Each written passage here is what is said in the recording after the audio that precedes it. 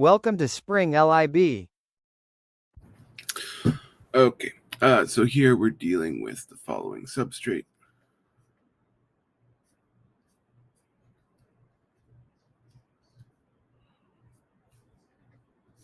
And first we're reacting with excess sodium amide, right, and then water. Okay.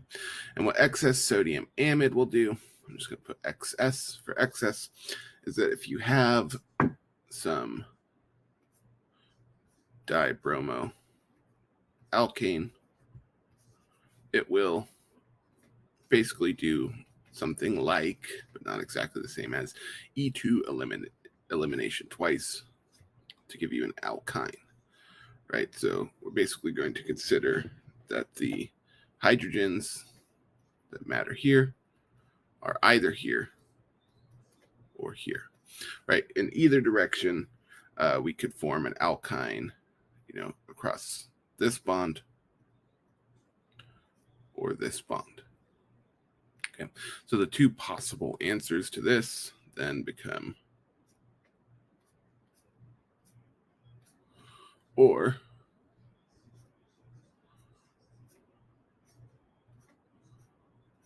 okay. So that is options 2 and options 4.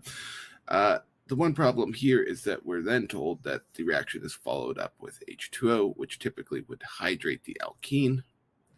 And the way this would go is that if you have some alkyne rather, and you hydrate it,